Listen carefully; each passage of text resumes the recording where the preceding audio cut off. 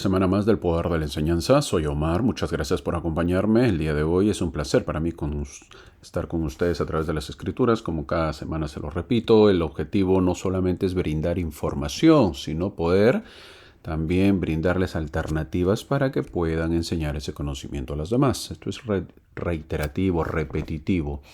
Que ese es el objetivo, poder edificarnos, poder conocer o venir más a Cristo. Ese es el objetivo. Y si eso se comparte con los demás, pues qué bueno que nosotros podamos ser un granito de arena para que las demás personas o todos, me incluyo, podamos aumentar o crecer o tomar la iniciativa de poder aumentar nuestra fe, nuestro testimonio, que podamos buscar más a Cristo. Muchas gracias por acompañarnos. Saludo a todos los que nos siguen. Agradezco muchísimo a los que se suscriben a sus clases, a las clases cada semana y nos siguen. Siempre leo sus comentarios y de verdad que es un placer para mí el poder leerlos también y compartir el Evangelio. Estamos, como ya saben, en el manual de la Iglesia de Jesucristo de los Santos de los Últimos Días, el manual Ven, Sígueme, del que está estudiando este año, el canon del Nuevo Testamento, el canon de la Biblia. Y nos corresponde lo que toca la semana del 6 de noviembre al 12 de noviembre, la cual estamos viendo lo que es el libro de Hebreos. Ya nos toca la segunda parte, que es la parte final, que viene a ser Hebreos capítulo 7 al 13. Así que muy bien, empecemos la clase, empecemos estas semanas, obviamente agradeciendo a todos los que nos siguen también, como ya lo dije, nos siguen desde Perú, nos siguen desde Argentina, también leo comentarios desde España, muchas gracias, desde Texas, Houston, bueno, Texas, el estado de Texas es muy grande, yo estoy en Houston, también nos siguen desde El Paso. Qué bueno, es Texas, El Paso queda en Texas, así que muchas gracias por acompañarnos. De Florida, de Nueva York, que es New Jersey también, gracias por acompañarnos y qué bueno porque la iglesia está en todo lugar y obviamente que en nuestro idioma pues nos permite avanzar o conocernos o aprender un poco más el Evangelio. Así que un placer y empecemos la clase. El título de la clase del día de hoy es Sumo Sacerdote de las Cosas Buenas por Venir.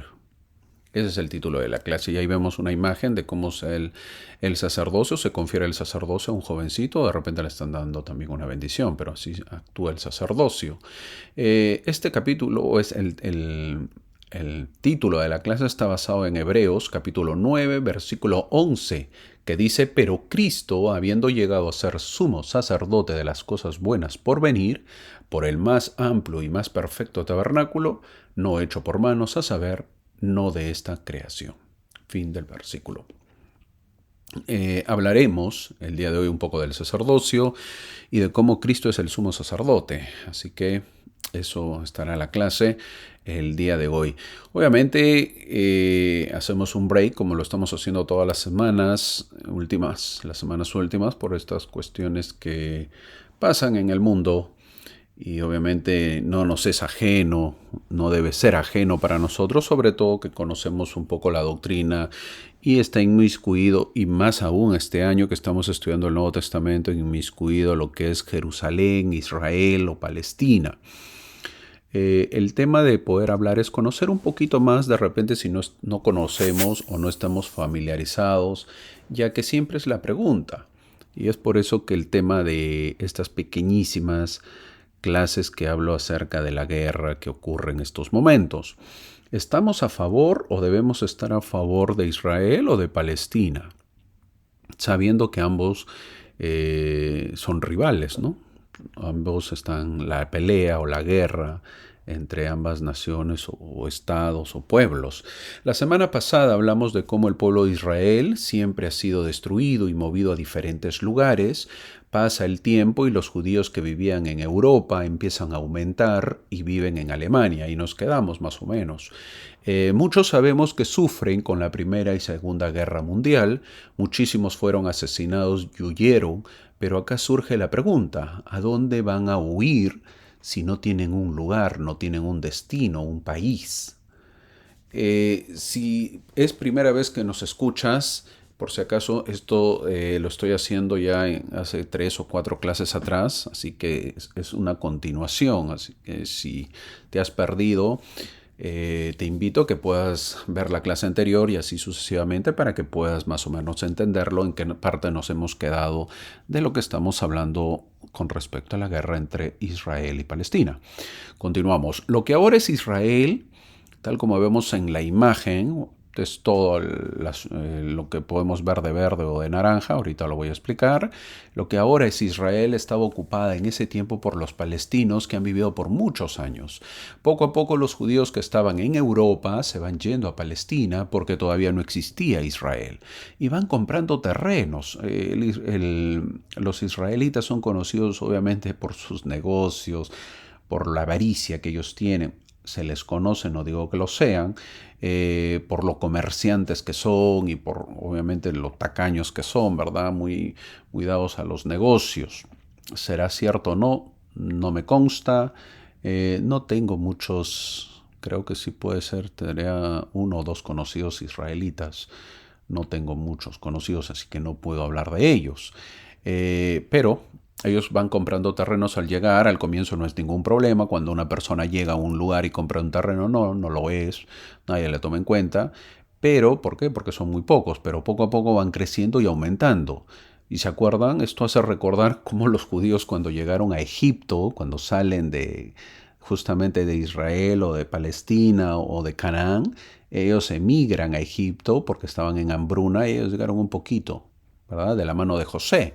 No eran un peligro eso. Para el pasar los años habían crecido que pues tanto habían crecido que ya era una amenaza para Egipto en el tiempo de José o de Moisés.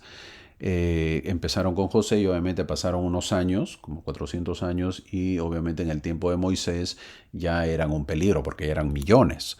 No nos sorprendamos también porque lo mismo ha sucedido en nuestra iglesia. Brigham Young hizo el éxodo a Utah, como lo sabemos en la parte de la historia de la iglesia, de la restauración de nuestra iglesia. Y poco a poco la gente fue emigrando a ese estado, al estado de Utah, que queda en la parte o al lado oeste de todo lo que es el país de los Estados Unidos, como ya lo saben. Poco a poco la gente fue emigrando a ese estado, los que venían de Europa y hasta el día de hoy muchos latinos pues que emigran a Estados Unidos y son de la iglesia, quieren ir a Utah porque está la iglesia, porque está el origen de la iglesia, porque hay más miembros de la iglesia. Si nosotros mismos hacemos eso, ahora imagínate pues a los judíos que están en diversos lugares, obvio que anhelan ir a Israel.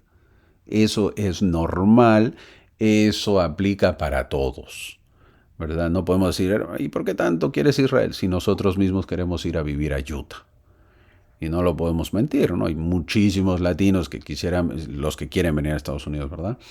Si le dicen a dónde quieres ir, a Utah. No, ¿por qué? Porque ahí está la iglesia. Entonces imagínate el israelita, si le dices a dónde quiere ir, a dónde va a decir. Eso es entendible entonces. Se llega a un año, avanzando en la historia, se llega a un año muy importante para los judíos, que es el año 1948. El 14 de mayo exactamente. El 14 de mayo de 1948, hay que entender que ya había pasado la Primera y la Segunda Guerra Mundial, donde los judíos fueron casi exterminados y evacuados o sacados, incluso pues muchos huyeron con sangre, sudor y lágrimas de los campos de concentración, de las manos de los alemanes, de los nazis y de las guerras que hubo. Pero llega en el año 1948, el 14 de mayo, donde la ONU, la Organización de Naciones Unidas, declara el Estado de Israel. A partir de esa fecha, al declarar el Estado de Israel, que indica que lo declara como un país, como que existe ya en la tierra, porque antes no existía. Es increíble, no existía. O sea, en los registros no había. Pues el israelita era un, ¿cómo se llama? Un nómade, era un peregrino que no tenía dónde dormir, dónde decir yo soy, ¿verdad? Era un peregrino y no lo digo en son de burla o broma, pero era algo triste, pues no tener un sitio, un lugar, un país, no ser de nada, o sea, de nadie. ¿A quién pertenezco? A nadie. Entonces, y es interesante que ellos lo vean así porque La religión es lo que los ampara y le dan prioridad antes que a la nacionalidad. ¿Por qué? Porque, ¿cómo es esto, verdad? ¿Cómo se entiende esto? Hay que entender de que nosotros al nacer nos consideramos del país que nacimos o donde nacemos. Sin embargo, los judíos o los israelitas no lo son así.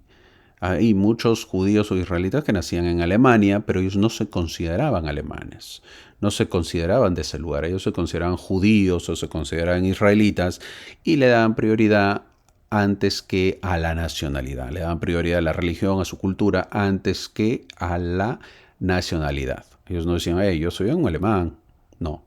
No, yo soy un judío, por lo tanto, pero no tengo país. Entonces, el 14 de mayo de 1948, la ONU declara el Estado de Israel. A partir de esa fecha es donde existe Israel. Obviamente que esto no gustó para nada a los árabes, que dividieron sus tierras y estuvieron en total desacuerdo. Tal como vemos en la parte izquierda, el mapa, con lo que dice en Palestina, que era la mayoría de verde, le pertenecía a los palestinos. Antes, ahí dice bien claro el mapa, antes de 1946. El segundo dibujo, que está a continuación, dice Plan de la ONU, 1947, divide, ¿verdad? Todo lo que es Israel, la parte naranja, y toda la parte verde le dan a los palestinos. Ahora, si ustedes se dan cuenta, en la imagen, la segunda imagen, obviamente que los palestinos no estuvieron de acuerdo y uno se diría, pero mira, le dieron demasiado. El 44% de territorio recibieron los árabes, el 44%. Por lo tanto, el 56% fueron para los judíos. Supuestamente los judíos recibían más territorio, tal como lo vemos en la imagen, pero dentro de lo que recibían de terreno, la mayor parte pues era desierto. ¿Quién se iba a vivir en esa época a un desierto? O sea, la verdad me desierto, no hay agua, que es el principal. La luz es lo de menos. No hay agua. ¿De dónde tomo agua? ¿Cómo vivo? ¿Cómo existo? Entonces, la mayoría que recibe Israel es un desierto, pues, ¿no? Entonces, hay que verlo, el contexto. Hay que entenderlo bien. Ahora, al día siguiente, obviamente, proclamada, que lo proclaman a Israel como Estado, los árabes atacaron a Israel.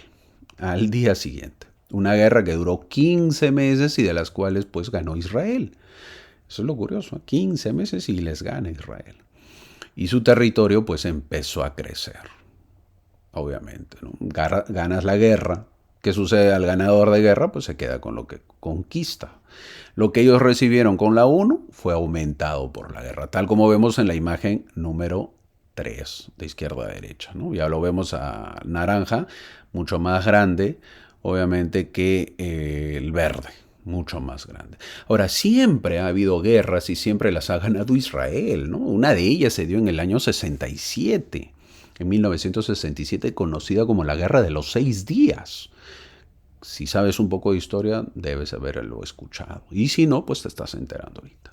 ¿Por qué se llama la Guerra de los 6 días? Donde ahí, en esa guerra, se demostró, en el año 67, 1967 se realiza, se demostró pues la supremacía de Israel. Porque peleó con sus países vecinos que lo atacaron por todo el perímetro, por todas las fronteras lo atacaron. El más perjudicado, ¿quién fue? Egipto, que pensaba desaparecer Israel. Egipto, tal como lo vemos en la imagen, está en la parte sur, y obviamente ellos pensaban hacerlo desaparecer a Israel, pero al final fue el más perdedor, ¿no? Otra vez Israel ocupó más territorio. Tenemos que saber que no estamos a favor, por si acaso. Lo hago bien clarito y siempre lo he dicho. No estoy a favor de la guerra de nadie. Creo que nadie está a favor. Pero siempre ha habido guerras. No podemos negar eso. Al mismo pueblo de Israel en todo el Antiguo Testamento ha peleado y muchas veces el Señor ha apoyado esas guerras o ha dado la orden de atacar o defenderse. La mayoría de países en el mundo ha tenido guerras y algo que debemos saber es que en una guerra se gana o se pierde. Hay un país ganador y hay otro perdedor. El que gana ocupa territorio muchas veces. Eso tenemos que saberlo. A nadie por eso le gustan pues las guerras, ¿verdad? Porque ganas o pierdes y ocupas terrenos, territorios. Un ejemplo, les voy a poner otro ejemplo, es, no sé si han oído las Malvinas. ¿Qué son las Malvinas? Una pequeñísima isla cerca de Argentina, al sur casi de Argentina. Una isla, pues obviamente al sur de Argentina, ya casi llegando al Polo Sur, hace un frío terrible. Imagínense, está cerca a la Argentina. Sin embargo, Gran Bretaña peleó con Argentina por ese territorio, pues esa isla, una pequeña isla. ¿Y qué sucedió? Gran Bretaña le ganó a Argentina. Y le ganaron, pues. ¿Y qué sucede? Ahora, esa isla, que es las Malvinas, ¿le pertenece a quién? A los ingleses. Así de simple. ¿Quieres pelear conmigo? A ver, peleemos, pues. Peleamos, te gano, ¿y qué vas a hacer? ¿A dónde acudimos? Si ya nos ganaron. Así es la guerra. La parte oeste de Estados Unidos, poniendo otro ejemplo, le pertenecía a México. ¿Y qué hizo Estados Unidos? Le ganó. ¿Qué sucede? Bueno, pues ahora le pertenece a Estados Unidos. El mismo estado donde yo estoy viviendo, que es en Houston, bueno, el estado no es Houston, es la ciudad de Houston, pero estamos en el estado de Texas, le pertenecía a México. Pero ahora, ¿de quién es? De Estados Unidos. Así son las guerras, lamentablemente son así.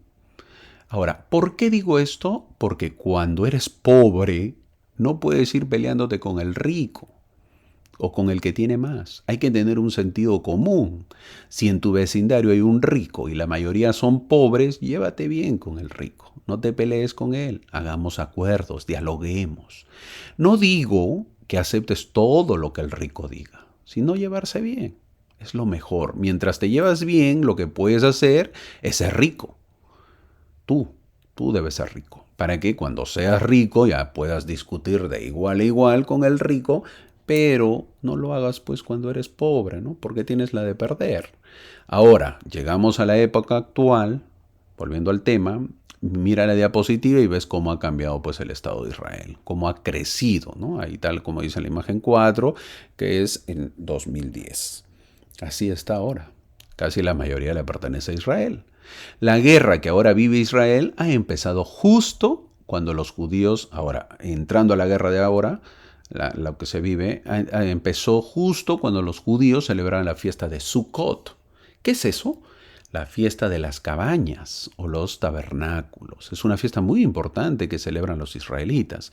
Justo cuando ellos celebraban su fiesta sagrada, fueron atacados por el grupo Hamas, ¿no? Se escribe con H, H-A-M-A-S. Hamas, lleva tilde en la A, pero se pronuncia como H, a veces se pronuncia como Hamas también. Ellos son es un grupo que es una fracción, un pequeño grupo de los palestinos. El grupo Hamas es un grupo terrorista.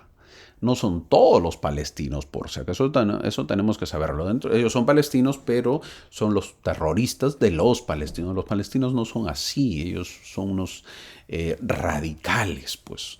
Es decir, son unos extremistas defensores de sus ideales que atentan contra la vida de muchas personas, incluidos los mismos palestinos. Ahora, ¿estamos a favor de Palestina o de Israel? ¿Qué hacemos? Mi hermano, si crees en la Biblia, ya sabes a favor de quién debes estar. Las escrituras son claras y hay muchas profecías. No son tan bonitas las profecías, pero sucederán. ¿A favor de quién debemos estar? Esperemos o esperamos que se solucione pronto y que en nuestras oraciones podamos pedir la paz por estos pueblos. ¿Por qué? Porque son nuestros hermanos. Nosotros nos queda pedir la paz. Tal como lo dije en una clase pasada, ambos no son tolerantes con la iglesia. Ambos. Es verdad, hay un poco de relación, pero ambos no quieren ni que se predique el evangelio en sus países o en sus estados o en sus lugares. Sin embargo, ellos cuando vienen a otros países o cuando van a otros países, piden que sí se les dé la libertad de poder adorar, de poder tener sus lugares de adoración, de creencia, como puede ser una mezquita, que son los musulmanes, o como puede ser una sinagoga, que son los judíos o los israelitas. Ellos sí piden tolerancia, porque si no, se nos acusa de antisemita o se nos acusa de antimusulmán. cuando no lo somos. Pero ellos no permiten o no toleran que nuestras creencias también se prediquen en su país. ¿Mm? Así están las noticias en la actualidad. Es bueno conocerlo. Esta es la verdad, esta es la realidad. Así sucede y veremos qué sucederá más adelante. Espero que te haya ayudado en lo que conoces. En la próxima clase voy a ver si cojo un poquito más, algunas cosas, algunos datos de poderlo dar. Ok, ahora sigamos con nuestra clase. La clase el día de hoy que corresponde a Hebreos capítulo 7, capítulo 7 al 13. El capítulo 7 al 13 está un poquito amplio, tal como vemos en la imagen, son 2, 4, 6, 8 páginas que podemos leer, que debemos leer esta semana para poder nosotros completar nuestro estudio. Empezamos en el capítulo 7 de Hebreos y aprendemos ¿qué vamos a aprender hoy día? Que el tema, ¿cuál es el tema del capítulo 7?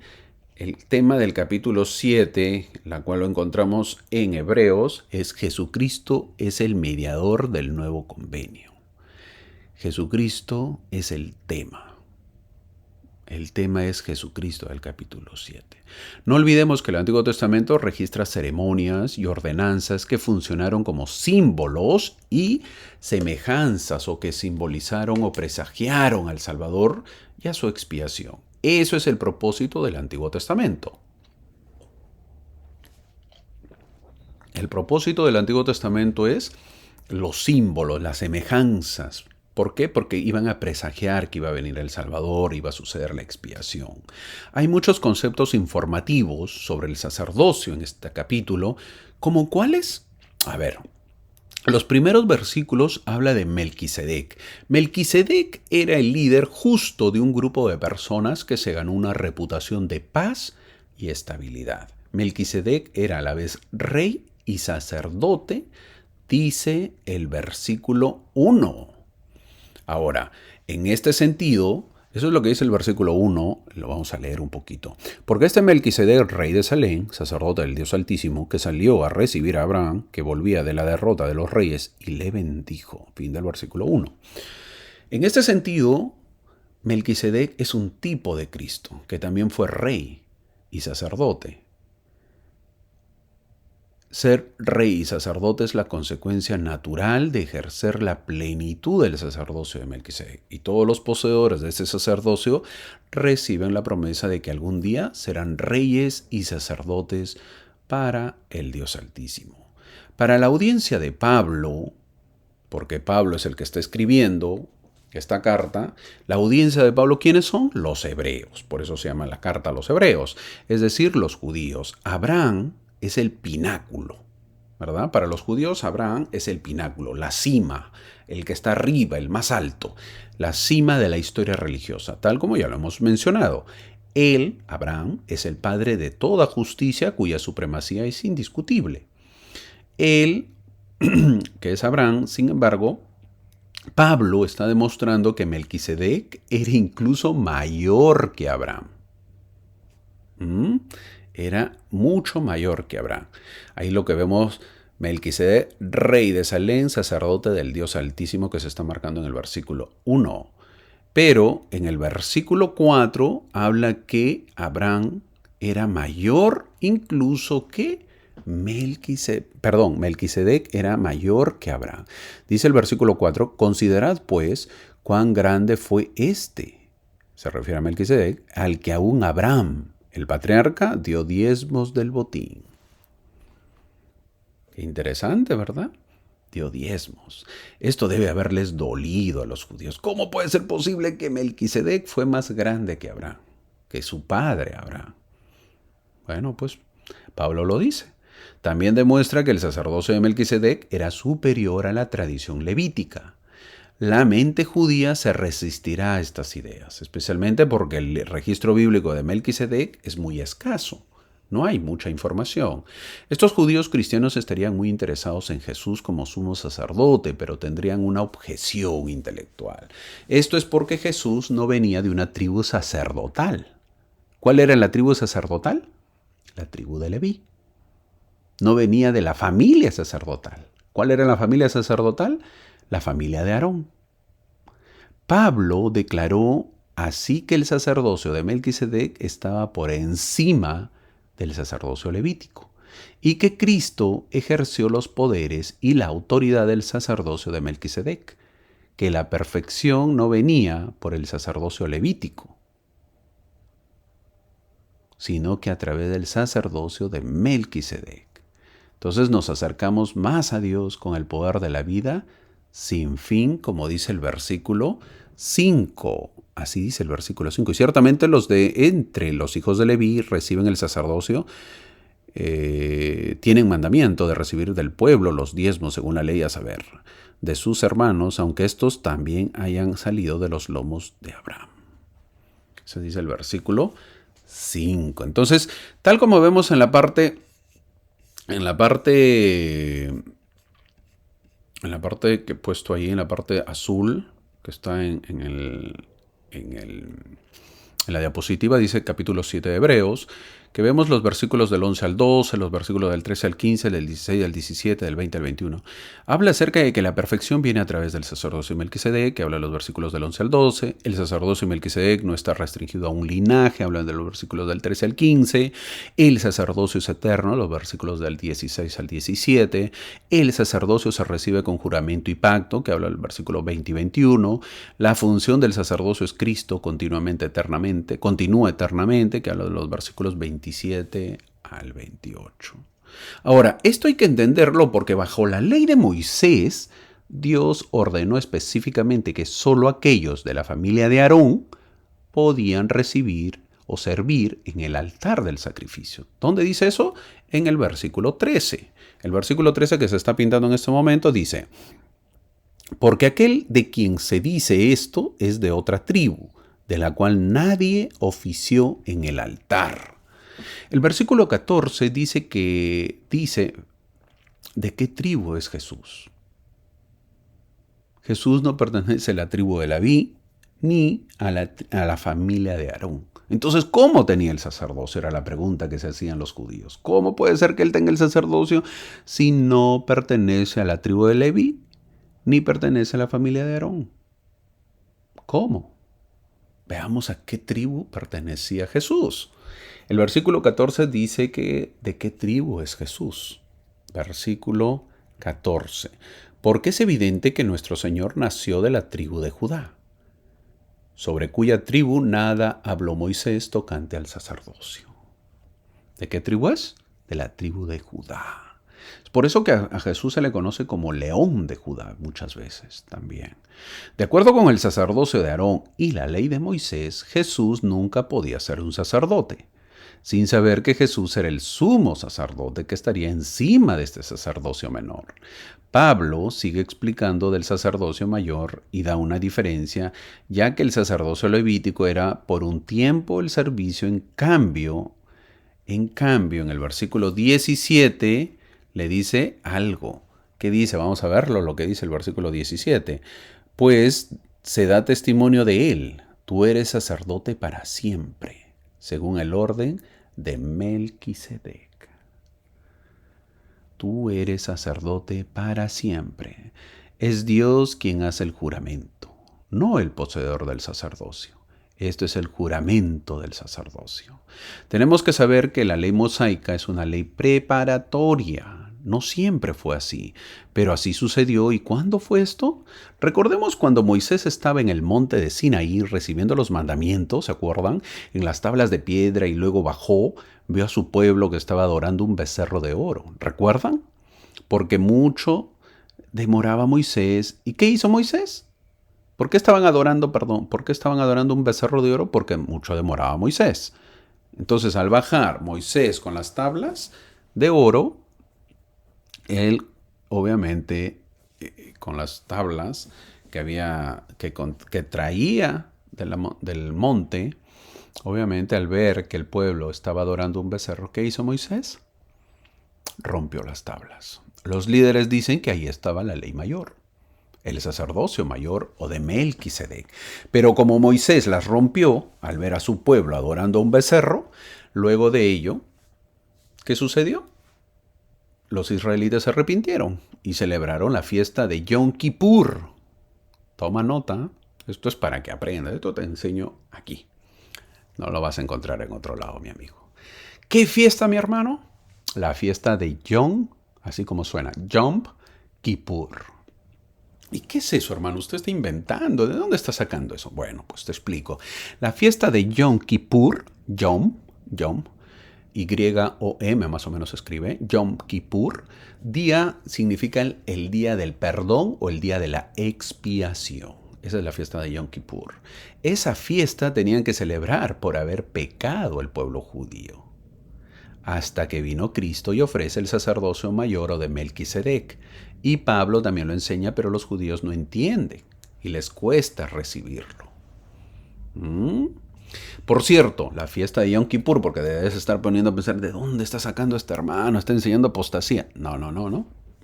La fiesta de Yom Kippur, así se llama ahora, así lo llaman ahora. Así se llama ahora, por eso estoy dando un nombre actual.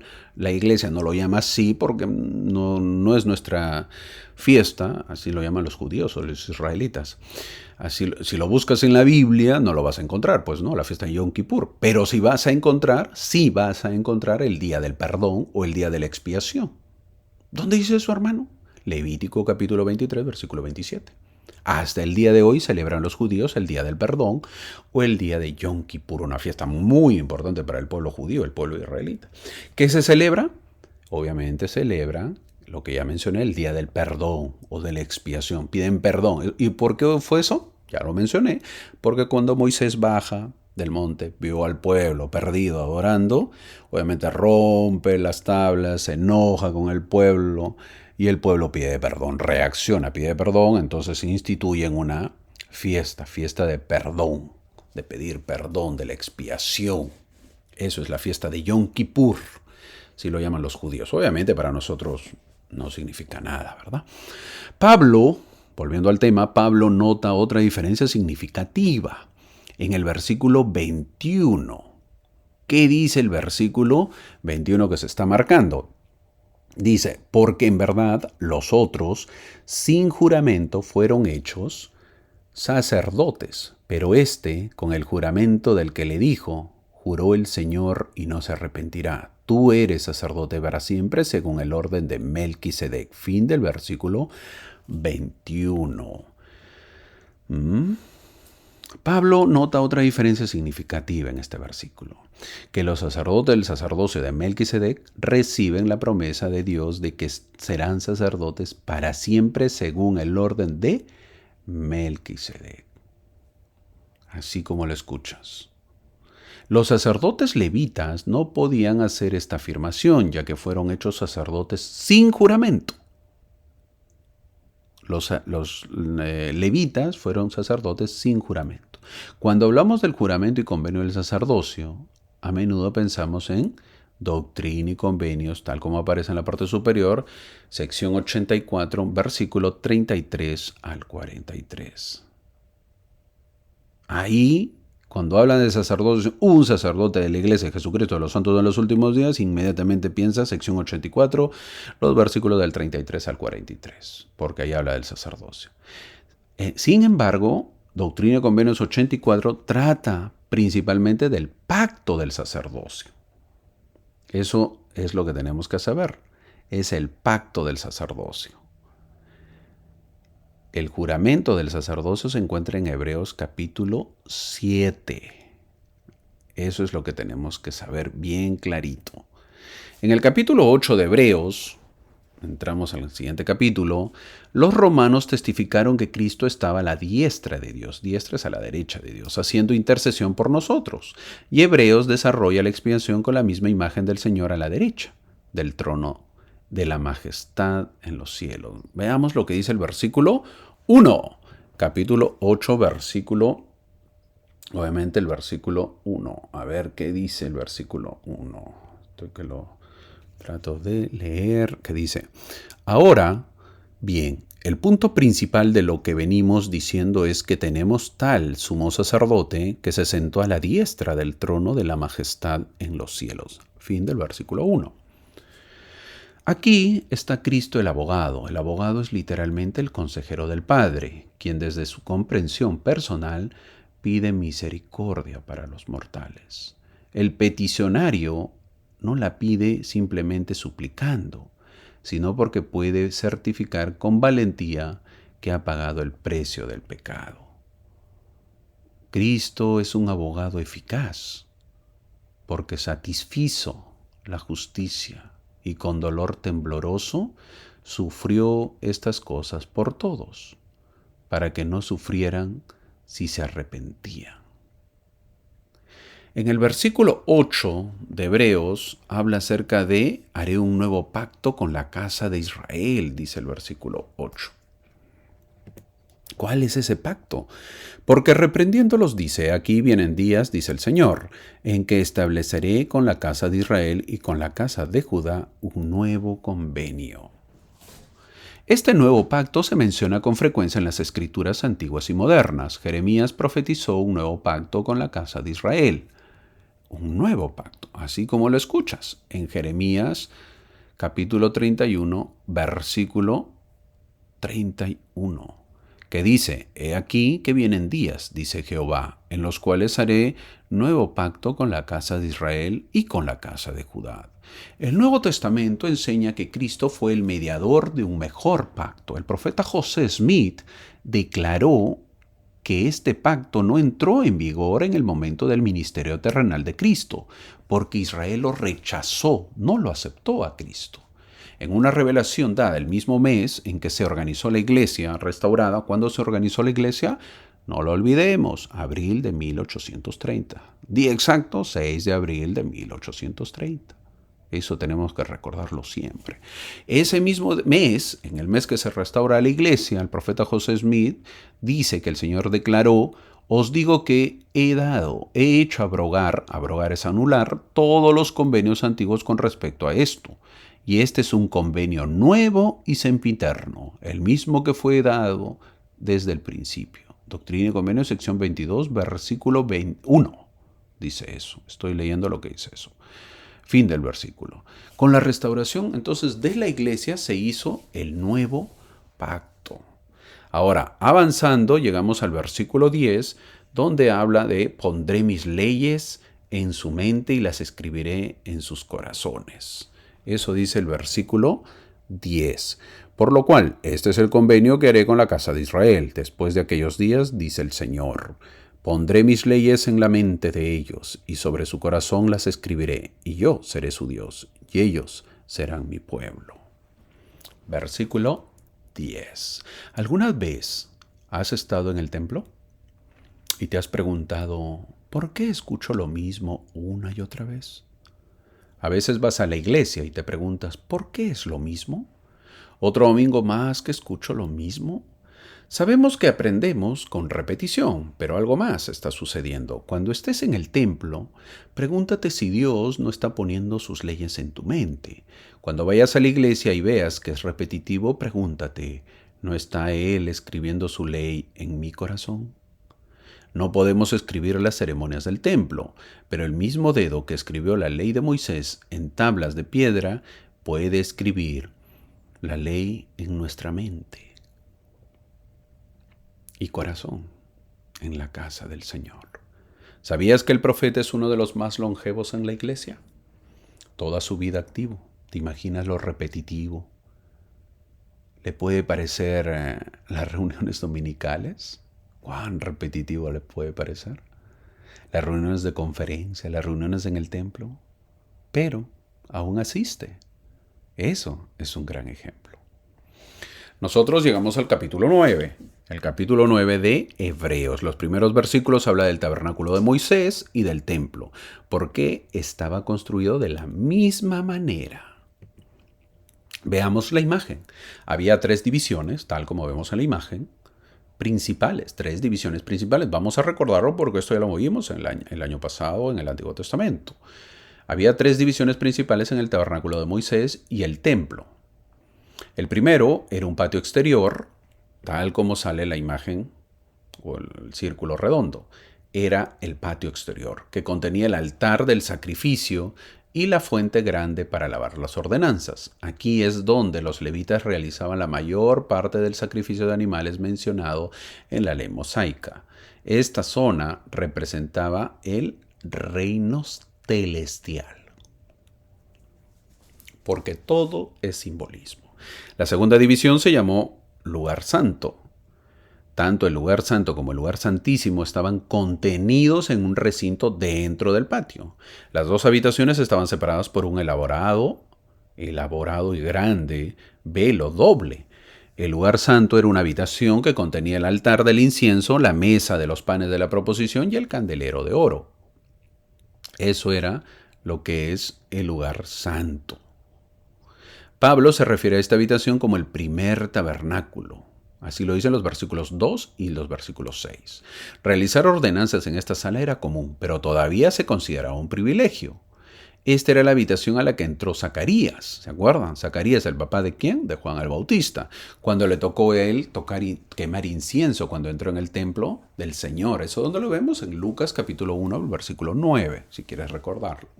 Esta zona representaba el reino terrestre. La tercera división era el lugar santísimo. Tal como vemos ahí en la imagen, ahora vamos a ver la parte final. La parte final es lo que dice el lugar santísimo. El lugar santísimo o el lugar santísimo de todos, dice el versículo 3. Pablo se refiere a este lugar como el segundo tabernáculo, dice el versículo 7. Contenía el arca del pacto y las reliquias más sagradas de la tradición mosaica. En representación del reino celestial, solo al sumo sacerdote se le permitía entrar en esta sala. No había más. Y esto se permitía una vez al año. ¿Cómo la ves? Al sumo sacerdote. Ahorita vas a ver una imagen. En la imagen pues menciona ahí el lugar santo, ¿no? Ese era el lugar santo. Si regresamos un poquito, para que quede claro, ahí se le permitía entrar al sumo sacerdote una vez al año. Por lo tanto, el simbolismo del antiguo tabernáculo era que ni el pueblo ni los sacerdotes podían ser llevados a la presencia de Dios. No se podía. Por la ley de Moisés, obviamente. Pablo no pasa por alto pues este simbolismo, declarando que aún no se había manifestado el camino al lugar santísimo, lo cual era figura para el tiempo presente. Entonces, obviamente, todos llegaban a la parte del lugar celestial y obviamente lo que era a la parte del lugar terrestre, que es lo que representaba el templo. El lugar santísimo, una vez al año entraba un sacerdote. ¿Tú te imaginas? Eso quiere decir que el pueblo pues nunca, no, jamás. Entonces, ¿qué? Con el sacerdocio levítico, ¿qué estaba demostrando? Que no podían llegar. ¿A quién? ¿A dónde? Al lugar santísimo. Por lo tanto, el pueblo judío o israelita no podía llegar al grado celestial. Por lo tanto, no podían llegar a la presencia de ¿quién? De Dios. Así es. La segunda división se llamó el lugar santo, tal como vemos la imagen que está apuntando. Tanto el lugar santo como el lugar santísimo estaban contenidos en un recinto dentro del patio. Las dos habitaciones estaban separadas por un elaborado velo doble, tal como lo imagina ahí. ¿Verdad? Ahí está, mira. Ahí está el velo, tal como lo ves. Así es el velo. ¿Verdad? De tal manera que puedas entenderlo que había una separación que nadie podía entrar. Entonces era el velo. Ahora, el lugar del tercer velo, hay que entenderlo, o la tercera división, era el lugar santísimo. El lugar santísimo o el lugar santísimo de todos, Pablo se refiere a este lugar como el segundo tabernáculo, en el versículo 7, contenía el arca del pacto y las reliquias más sagradas de la tradición mosaica, pues. ¿No? Ahí tal como vemos en la imagen izquierda, el arca del pacto y estaban la vara de Moisés, ¿se acuerdan? Obviamente pues todo lo que es la tradición mosaica. En representación del reino celestial, solo al sumo sacerdote se le permitía entrar en esta sala. Y esto solo se le permitía una vez al año. Una vez al año. En este lugar estaba el arca del pacto y era la parte más sagrada del tabernáculo. Esto era la parte más sagrada del tabernáculo. A ninguno de los otros levitas se le permitió entrar, es decir, muchos eran levitas, pero no todos eran sumos sacerdotes, por lo que es muy probable que a varios nunca pues les tocó ingresar al lugar santísimo, jamás. Por lo tanto, el simbolismo del antiguo tabernáculo era que ni el pueblo ni los sacerdotes podían ser llevados a la presencia de Dios por la ley de Moisés. Pablo no pasa por alto el simbolismo, declarando que aún no se había manifestado el camino al lugar santísimo. Así que todavía no les tocaba a ustedes. Es lo que está diciendo Pablo. Ahora, la tercera división, que era el lugar santísimo, el lugar santísimo, el lugar santísimo de todos, Pablo se refiere a este lugar como el segundo tabernáculo. Contenía el arca del pacto y las reliquias más sagradas de la tradición mosaica. En representación del reino celestial, solo al sumo sacerdote se le permitía entrar en esta sala, como ya lo dije, una vez al año. A ninguno de los otros levitas se le permitió entrar. Por lo tanto, el simbolismo del antiguo tabernáculo era que ni el pueblo ni los sacerdotes pues, podían ser llevados a la presencia de Dios por la ley de Moisés. Ahí lo vemos, el arca, lo que vemos, lo que contenía el lugar santo. Esto era el lugar santo. Ahí vemos todo, ¿verdad? Lo que vemos, lo que contenía el pan, la mesa del pan de la preposición, el candelabro de oro. Eso es lo que contenía todos obviamente toda la parte fundamental para que ellos hagan sus ceremonias, pero no podían entrar al lugar santísimo. Ahora, Pablo no pasa por alto el simbolismo, es decir, que les dice clarito, es muy específico porque declara que aún no se había manifestado el camino al lugar santísimo. ¿Dónde dice eso? Versículo 8 y 9. El versículo 8 y 9 dice, había manifestado el camino al lugar santísimo entre tanto que la primera parte del tabernáculo estuviese en pie, lo cual, dice el versículo 9, era símbolo para que ese tiempo, según el cual se ofrecían ofrendas y sacrificios que no podían hacer perfecto en cuanto a la conciencia al que oficiaba. Fin del versículo 9. ¿Esto qué significaba? Que se tenía que dar en algún momento, y eso fue con Cristo, en algún momento tenía que pasar. El pueblo tiene que cruzar eso, tiene que llegar al lugar santísimo. Pero no solamente esto dice esto Pablo, en el versículo 12 lo dice. Vamos a ver qué dice el versículo 12. Y no por sangre de machos cabríos ni de becerros, sino por su propia sangre.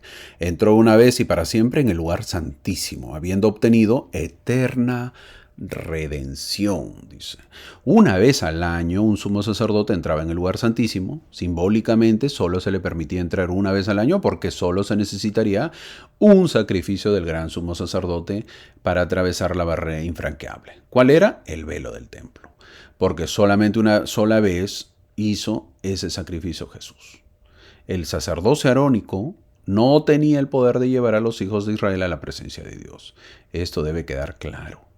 Muy claro, lo voy a repetir, el sacerdocio arónico no tenía el poder de llevar a los hijos de Israel a la presencia de Dios. No podía, no se puede. El sacerdocio menor. En consecuencia, a ninguno de los hijos de Israel ni a los sacerdotes se les permitió pasar el velo. ¿Qué haría falta para romper la barrera? ¿Cómo podría el pueblo elegido romper el velo? Se necesitaría el sacrificio infinito y eterno del Hijo de Dios. Su entrada al lugar santo y su asiento a la diestra del Padre abrió el lugar santísimo a todos los que serían sus discípulos. Por lo tanto, cuando se completó el gran sacrificio, el velo del templo se rasgó en 2 pedazos. Eso también lo dice el Nuevo Testamento, lo hemos visto. ¿Qué sucede cuando se completó el gran sacrificio? ¿Cuándo se completa el gran sacrificio? En la expiación. Pero completo cuando muere Cristo. Al morir Cristo, ¿qué sucede con el velo del templo? Se rasgó en 2 pedazos, tal como vemos en la imagen. ¿Fue el terremoto lo que rasgó el velo? Porque dicen que hubo un terremoto. El velo estaba suspendido de 2 varillas. Era inmenso el velo. Era grande y estaba en la parte superior sostenido por 2 varillas. Un terremoto podría haberlo derribado, o sea, haberlo caído, pero no podría haberlo partido en 2. Y qué curioso, de arriba abajo, dice el versículo 27, el capítulo 27 de Mateo. ¿Qué es lo que dice? Tal como vemos en la imagen, el versículo 51, dice, y aquí el velo del templo se rasgó en dos, de arriba a abajo, y la tierra tembló y las rocas se partieron. Lo normal hubiese sido que se rompa de abajo hacia arriba. Así se rompen las cosas. Más bien el velo del templo fue rasgado por la mano de Dios, simbolizando ese momento en que el gran sumo sacerdote había roto la gran barrera, cuando había derramado pues la sangre que realmente podía expiar los pecados, cuando la ley de Moisés y sus ordenanzas del templo habían sido desgarradas. Finalmente se cumplió, se ha cumplido. Una vez al año durante la festividad judía llamada el Día de la Expiación, ¿cómo se conoce? Como también la fiesta llamada de Yom Kippur, se le permitía al sumo sacerdote entrar al lugar santísimo, al lugar más santo, el lugar santísimo, en el tabernáculo o más adelante en el templo de Jerusalén, ¿no? Porque fue igual, el tabernáculo y el templo de Jerusalén fueron lo mismo. Así estaba dividido. Ahí el sumo sacerdote sacrificaba un becerro y un macho cabrío. Él rociaba la sangre del animal en lugares designados en el lugar santísimo para simbolizar la expiación de Cristo por los pecados del sacerdote y del pueblo. Después el sumo sacerdote transfería, simbólicamente obviamente, los pecados del pueblo sobre otro macho cabrío, llamado el macho cabrío o expiatorio, que era llevado al desierto simbolizando que se quitaban los pecados de las personas. También significaba 2 machos cabríos como holocausto por sí mismo y por el pueblo. En el capítulo 10, avanzando, Pablo sigue enseñando y dice en el versículos 3 y 4, ¿qué es lo que dice? A ver, leámoslo. Dice, pero en estos sacrificios cada año se hace memoria de los pecados. Versículo 4, porque la sangre de los toros y de los machos cabríos no puede quitar los pecados. Fin del versículo. La sangre de los toros no puede quitar los pecados, dice. Entonces, ¿por qué lo hacían? Porque era un simbolismo, es decir, representaba algo que iba a suceder y lo que iba a suceder era la expiación de Cristo. Por eso lo hacían. Pero ello no quitaba los pecados.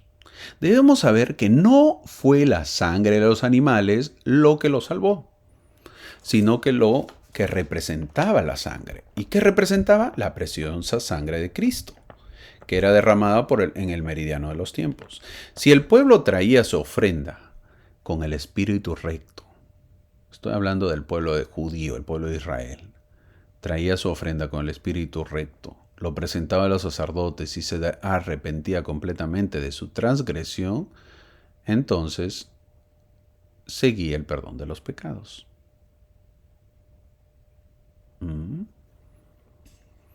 Ahora, en nuestros días, el sacerdocio arónico también oficia en el altar santo.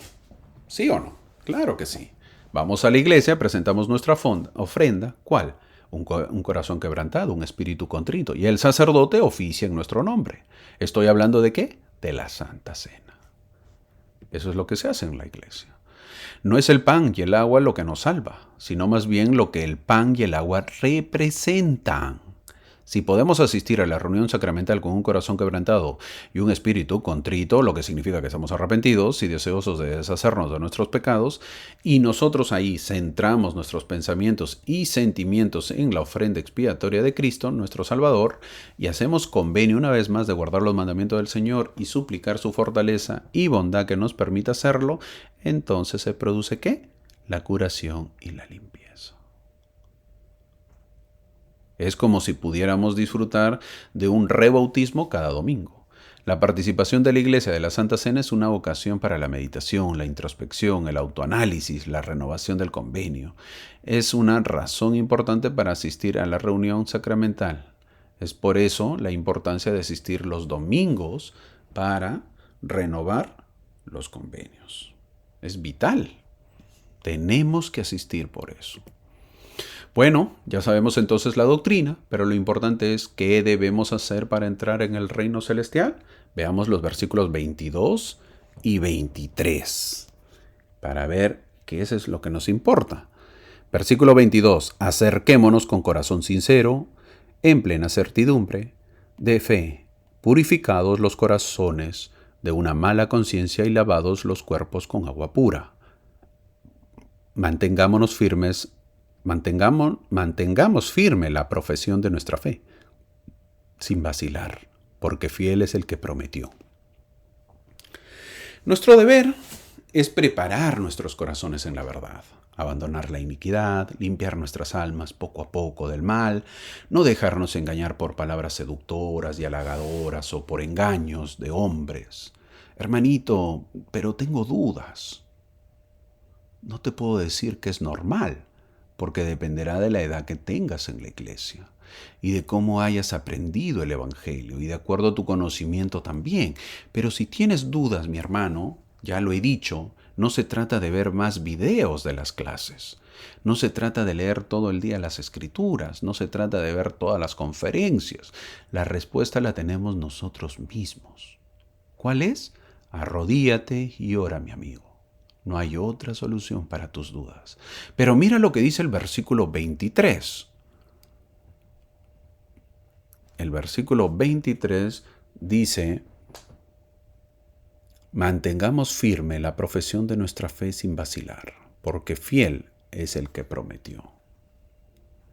Fiel es el que prometió. Mantengamos firmes la profesión de nuestra fe sin vacilar, sin fluctuar. Tienes que decidirte, no puedes estar dudando.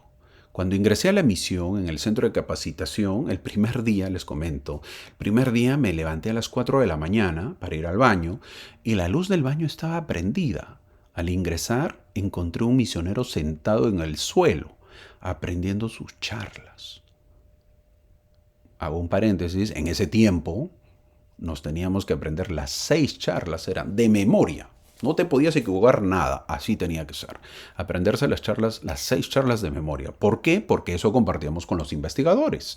No podías hablar de ti o de lo que se te venga a la mente. No, tenías que basarte en las charlas. Era como un robot repitiendo las charlas. Entonces tenías que aprenderte las charlas.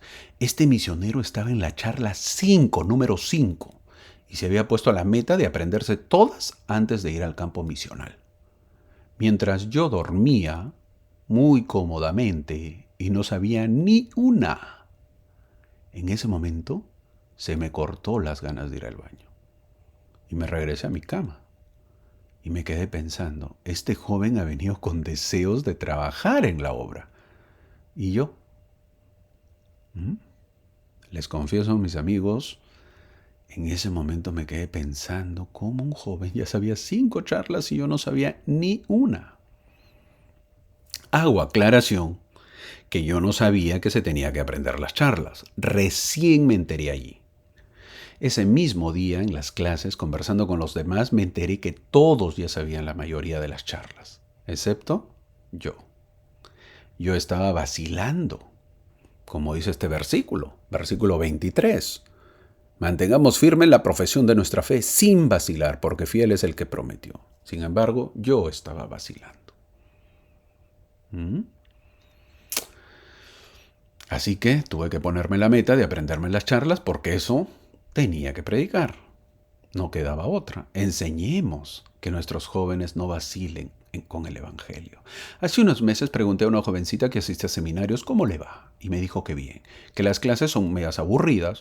Le pregunté cuántos jovencitos asisten y me dijo que 3 jóvenes de 17 años que supuestamente van a ir a la misión y le pregunté ¿qué tal ellos? Supongo que te ganan en las escrituras. Esa jovencita se rió y me dijo que no, porque asisten de vez en cuando.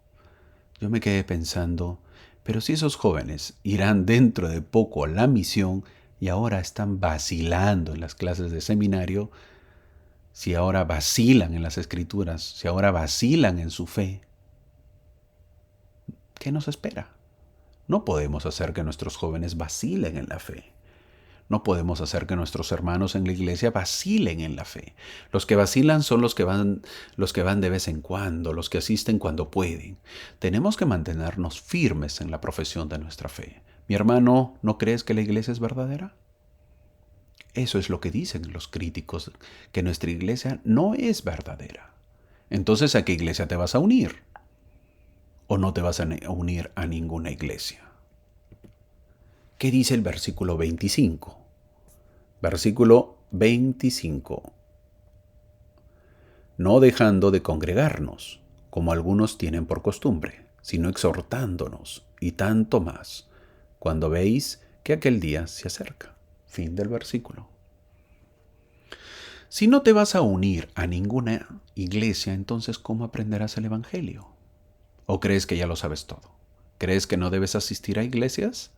Si no deben existir iglesias, el mundo ¿cómo conocería a Dios? ¿Crees en Dios?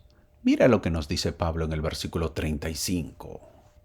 Veamos el versículo 35. No perdáis pues vuestra confianza, que tiene gran recompensa. Fin del versículo 35. Ten paciencia, mi buen hermano. Ten fe, aunque sea un minúsculo puntito. Poco a poco irá creciendo. Sigue firme, persevera. Quizás no tengas el don de la fe, pero puedes tener el don de la perseverancia. No olvides que no somos de los que se vuelven atrás, sino de los que se van adelante. El versículo 39 dice lo siguiente: pero nosotros no somos de los que se vuelven atrás. Así dice, ¿para qué más? Para perdición, sino de los que tienen fe para la preservación del alma. Eso somos nosotros. Entramos al capítulo 11. Si había dudas, ahora Pablo nos da la receta para ello. ¿Cuál es lo que nos dice Pablo si es que hay dudas? Vamos a ver en el versículo 1. Es pues, dice en todo el capítulo 11, Pablo enseña acerca de la fe, pero vamos a ver lo que nos dice en el versículo 1. Es pues la fe la certeza de lo que se espera, la convicción de lo que no se ve. Entonces, ¿qué es la fe? La fe nos hace confiar en lo que esperamos y convencernos de lo que no vemos. En el mundo hay muchas que no se ven, pero que sabemos que existen. Aquellos que buscan fervientemente a Dios no lo ven, pero conocen su realidad por la fe. Es más que esperanza. La fe la convierte en una convicción, una evidencia de las cosas que no se ven. La fe trae consigo la creciente evidencia de cosas que no se ven. Algunos mortales descartan esta evidencia real y espiritual. ¿Por qué lo descartas? ¿Por qué no le das importancia? Muchísimos descartan la fe. Todos quieren ver y nadie quiere ejercer la fe. Todo fácil quieren, todo simple, nada de esfuerzo. Es por ello que digo que los que critican la iglesia y los que defienden la iglesia lo hacen mal, porque ninguno dice que para ejercer la fe, que la fe es la clave. Ninguno lo dice. Entonces, la fe, al hacer que tu mente acepte o crea como verdad lo que no puedes, solo con la razón, probar con certeza. El primer ejercicio de tu fe debe ser la aceptación de Cristo y su expiación. El presidente Hinckley, presidente de la iglesia, presidente Gordon B. Hinckley, dijo: si hay algo que usted y yo necesitamos en este mundo, es fe. Ese elemento dinámico, poderoso y maravilloso, la fe, la clase de fe que mueve a uno a arrodillarse y suplicar al Señor y luego ponerse de pie y ponerse a trabajar. ¿Dónde está eso? Fin del comentario. Enseñanza del presidente Gordon B. Hinckley. Ahora, ¿qué más es la fe? ¿Cómo entender más de la fe? ¿Cómo puedo hacer para yo entender más de lo que es la fe? El mundo exige pruebas. Veamos lo que dice en el versículo que vamos a leer a continuación. Pero el mundo exige pruebas y ten cuidado en ello de hacer lo mismo. Te pregunto, ¿qué es mejor? ¿Ver o creer? ¿Qué es mejor? ¿Ver o tener fe? A nosotros se nos ha mandado a esta tierra a ejercer la fe. Por la fe seremos juzgados, no por lo que vemos, sino por lo que creemos. No olvidemos que en la vida preterrenal ya hemos visto ese conocimiento o vista que hemos tenido. Se ha borrado al venir a la tierra y ahora se nos exige ejercer la fe. Te voy a poner un ejemplo. Muchos dicen que no existe Dios. Y uno cree en Dios o tenemos fe en Dios. Tanto el que cree o el que no cree mueren y llegan al momento de la verdad. Saber si existe o no existe Dios. Si no existe Dios, no pasaría nada. Ya viviste y ya acabó todo. Pero la pregunta es, ¿y si existiese Dios? ¿Qué haríamos en ese momento? El que no cree en Dios se lamentaría, pero el creyente daría gracias por haber ejercido su fe. ¿No crees lo que te digo? A ver, veamos lo siguiente. La vista física, dice el comentario, produce convicción o da evidencia de las cosas visibles. La fe es el órgano que permite a la gente ver lo invisible. La fe va más allá de lo que aprendemos, por medio de nuestros sentidos. La fe se entiende espiritualmente. Cuando no puedes ver ni tocar, entonces es necesario la fe. Ahora, el versículo 6 recalca mucho más. Pero sin fe es imposible agradar a Dios, porque es necesario que el que se acerca a Dios crea que Él existe y que es galardonador de los que le buscan. Mi hermano, no hay pierde ejerciendo la fe. Dios existe, envió a su Hijo Jesucristo a la tierra para que nos salváramos. José Smith ejerció la fe y fue a orar para saber la verdad. Ahora nos toca a nosotros. Oremos para saber la verdad de todo, para que nuestra fe no falte, para que nuestra fe crezca. En el Evangelio son pasos. Lo primero es saber que Dios existe. Cuando uno cree en Dios va a pasar al siguiente paso, por ejemplo, que al existir Dios indica que envió a su único Hijo Jesucristo a la tierra para que nos salve. Si existe Dios, vamos a saber que es un Dios revelador, es decir, que se comunica con sus profetas para dar mensajes al pueblo. Los siguientes versículos vemos ejemplos de fe. Todo el Antiguo Testamento está lleno de hombres que ejercieron la fe. Ese es el objetivo de las Escrituras, saber de historias que pasaron los hombres para que me ayuden a que mi fe no falte. ¿Qué última experiencia has tenido de fe? ¿Qué última experiencia has tenido que ha hecho que tu fe crezca? ¿Cuándo fue la última vez? ¿Cómo sientes que va tu fe? Son preguntas que uno se puede hacer. Llegamos al capítulo 12.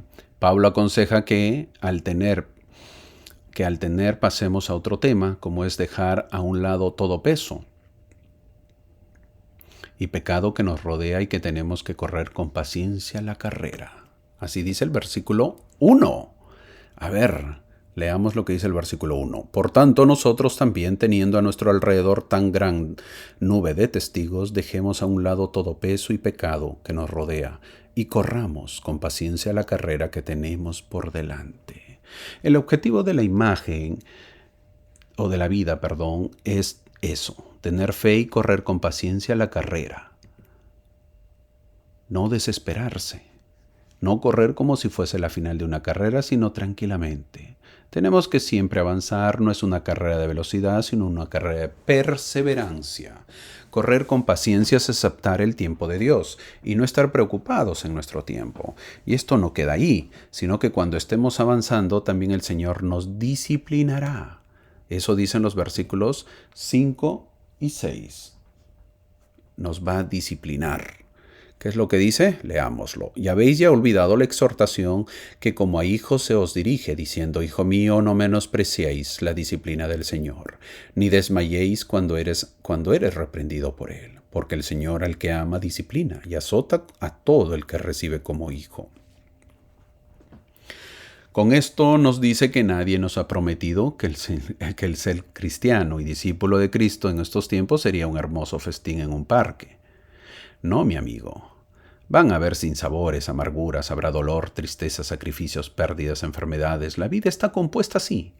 Es parte de la educación que Dios nos da. Ya lo he contado, conozco familias que nunca quizás pasaron por problemas. Vivían una felicidad plena y también conozco familias que quizás siempre han estado en problemas, pero aún así siguiendo adelante. Conforme ha pasado el tiempo, la vida se ha invertido. Estas familias que tenían felicidad ahora les ha tocado pasar dificultades, como enfermedades graves, y es cuando las familias que todo el tiempo han estado en problemas pueden consolar y entienden a estas familias. Hay familias que han perdido a un ser querido a temprana edad, mientras que otras familias siempre han vivido todos unidos, pero llega el momento donde pierdan a un familiar y la familia que ha vivido sin un ser querido puede consolar a la familia dolida. No es fácil, por eso Pablo lo dijo en el versículo 11. A ver, ¿qué dice el versículo 11? No se espera que nosotros pretendamos que la disciplina es placentera. Lo que se espera es que lo soportemos. El versículo 11 dice lo siguiente: en verdad que ninguna disciplina al presente parece ser causa de gozo, sino de tristeza, pero después da fruto apacible, de rectitud a los que en ella han sido ejercitados. Eso es lo que dice el versículo 11. No se espera, mis amigos, no se espera que nosotros pretendamos que la disciplina es placentera. La disciplina no es placentera. Lo que se espera es que soportemos la disciplina. Todos tenemos que pasar por disciplina. Si nosotros no disciplinamos a nuestros familiares, el mundo lo hará. Si el mundo no lo hace, Dios lo hará. Cuando el mundo disciplina a nuestros seres queridos, duele, y duele más. Es mejor disciplinar nosotros a nuestros seres queridos, porque el mundo no tendrá compasión. Y cuando Dios discipline a nosotros, de igual manera podamos ejercer fe y paciencia. ¿O acaso cuando están disciplinando a nuestros hijos, cuando Dios disciplina a nuestros hijos, nosotros intercederemos y le diremos: Dios, no lo disciplines a mi hijo? No podemos. ¿Qué vamos a hacer? Es mejor hacerlo, pero también al mismo tiempo saber de que el Señor disciplina a los que ama. Dice el versículo 6, porque el Señor al que ama disciplina y azota a todo el que recibe como hijo. ¿Por qué? Porque quiere que seamos mejores. Pablo concluyó su carta a los santos hebreos y les dio consejos respecto a varios temas. De eso trata el capítulo 13. ¿Qué consejo creen que es más necesario en nuestros días? Les hago una pregunta. Hay muchos y lo dicen, los versículos del capítulo 13. Entre ellos, tener una vida sin avaricia. Dice el versículo 5. Vamos a ver qué dice el versículo 5. Sean vuestras costumbres sin avaricia, contentos con lo que tenéis ahora. Pues él dijo: no te desampararé ni te dejaré. Fin del versículo. ¿Qué es la avaricia? ¿Qué es la avaricia? Es un deseo de poseer muchas cosas. Dinero, riquezas, obsesión por tener y tener. Acaparar bienes o productos. No me importa los demás, la idea es tener yo y yo. Un hombre sin avaricia deposita con su confianza lo deposita y su fe en el Señor. No se va a preocupar por el tener. Así dice el versículo 6. De tal manera que decimos confiadamente: el Señor es mi ayudador, no temeré lo que me pueda hacer el hombre. Fin del versículo. Un consejo que es muy necesario en estos días también es el poder conocer la verdadera doctrina, y el versículo 9 lo dice muy bien. No seáis llevados de acá para allá por doctrinas diversas y extrañas, porque buena cosa es afirmar el corazón en la gracia y no en los alimentos que nunca aprovecharon a los que se ocuparon de ellos. Fin del versículo 9. En la iglesia aprendemos una doctrina verdadera, se enseña una doctrina verdadera. En este tiempo hay muchas doctrinas diversas. Ya hemos visto que la única manera de conocer la verdad es poder conocerla a través de uno, a través de la oración, a través del Espíritu. No nos dejemos arrastrar por las extrañas doctrinas que hay. Un consejo también es poder seguir los consejos de nuestros pastores o líderes. El versículo 17 lo menciona. Dice: obedeced a vuestros pastores y sujetaos a ellos, porque ellos velan por vuestras almas, como quienes han de dar cuenta, para que lo hagan con alegría y sin quejarse, porque esto no es provechoso. Fin del versículo 17.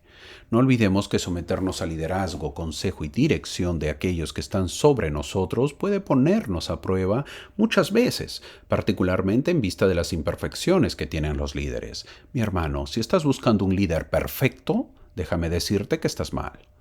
No lo vas a encontrar. No hay. No existe.